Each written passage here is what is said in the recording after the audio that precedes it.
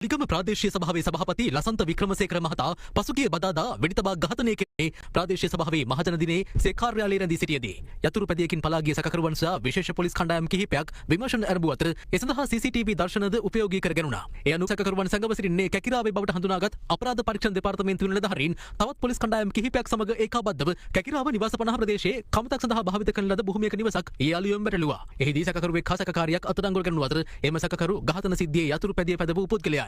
අත්අඩංගුවට ගැනීමට යාමේදී පොලිසිය හා සැකකරුවන් අතර පොරබැදීමක් සිදු ඇති අතර එහිදී එක් සැකකරුවෙකු පලා ගොස් තිබුණා. පොලිසිය පවසන එලෙස පලා ගොස් තිබුණේ සභාපතිවරයා ඝාතනය කළ බව කියන වෙඩික්කරුවයි. ඒ අනුව වෙඩික්කරු සොයා පුළුල් විමර්ශනයක් ආරම්භ කරනු අතර ඒ සඳහා අපරාධ සිදු වූ දින CCTV දර්ශන හා AI තාක්ෂණය යොදාගෙන උනා. වෙඩික්කරු වෙස්වලාගත හැකි සියලුම විධි උපකල්පනය කර AI තාක්ෂණයෙන් ඡායාරූප සැකසූ බුද්ධ්‍යංශ නිලධාරීන් එම ඡායාරූප පොලිස් නිලධාරීන් ඇතුළු සියලු විමර්ශන නිලධාරීන්ගේ ජංගම දුරකථන වෙත යොමු කළා. ඒ අතර පලා ගිය වෙඩික්කරු ඊයේ අලුයම කැකිරාවේ සිට බස් රථයකින් කොළඹට පැමිණතයි විමර්ශන නිලධාරීන්ට තොරතුරු වාර්තා වුණා.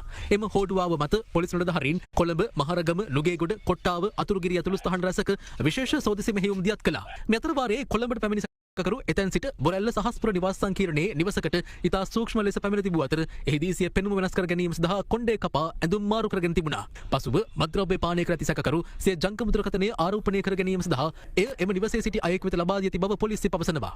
අනතුරුව වෙඩික්කරු තිරෝදරත් එක්ක නැගී නුගේගොඩ දෙසට පැමිණ ඇති බවයි විමර්ශන නිලධාරීන් අනාවරණ කරගෙන ඇත්තේ. තදින් මත්ද්‍රව්‍ය පානයට ඇබ්බැහිව සිටි ඔහු එම ගමන අතර වාරයේදීත් විවිධ ප්‍රදේශවලදී මත්ද්‍රව්‍ය සොයා ඇති බවත් වාර්තා වනවා.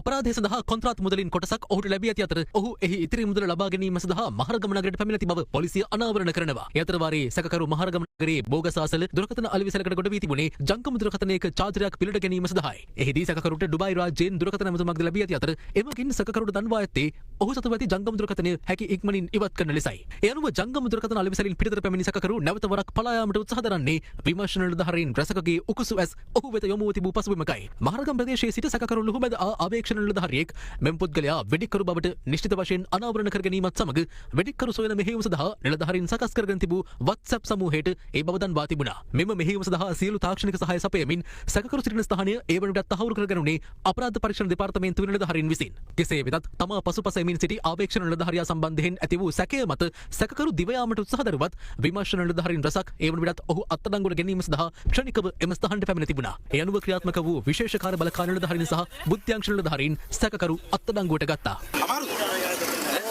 සැකකරුගේ දකුණු අතෙහි ඉහළ බාහුවේ ඉංග්‍රීසි බසින් අනුරාධා ලෙසත් වම් අතෙහි සිංහල බසින් හිතුමතේ ජීවිතේ ලෙසත් පපුවේ වම් පස බිරිඳගේ බව පැවසෙන පච්චයක්ද පපුවේ දකුණු පස සඳ සිදුව යනුවෙන් පච්චයක්ද සලකුණු දක්නට ලැබුණු නිසා මෙම් පුද්ගලයා වෙඩික්කරු ලෙස නිශ්චිත වශයෙන් හඳුනාගත් බවයි පොලිසිය පැවසුවේ.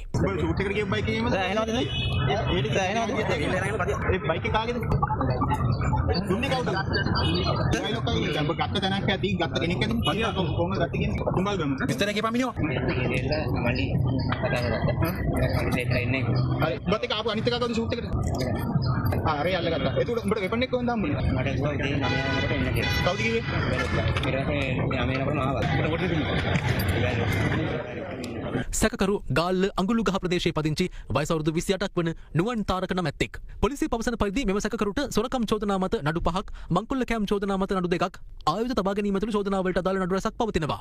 වෙඩික්කරු මෙම ඝාතනය සිදු කළේ රුපියල් ලක්ෂ 15ක පමණ කොන්ත්‍රාත්තුවකට බව මූලික විමර්ශනවලදී අනාවරණ වී ඇතැයි සඳහන්. ඒ අනුව මොහු සහ කැකිරාවේදී අත්අඩංගුවටගත් පැතිකරු හා සැකකාරිය ඇතුළු සැකකරුවන් 6 දෙනා ඒ රාත්‍රියේදීම පොලිස් මූල්‍ය අපරාධ විමර්ශන කොට්ටාසය වෙත වැඩිදුර විමර්ශන සඳහා බහර දෙනු ලැබුවා. වෙඩික්කරු ඇතුළු සැකකරුවන් පිරිසක් අධිකරණ වෛද්‍ය නිලධාරියා වෙත අද පස්වරුවේ ඉදිරිපත් කෙරුණා.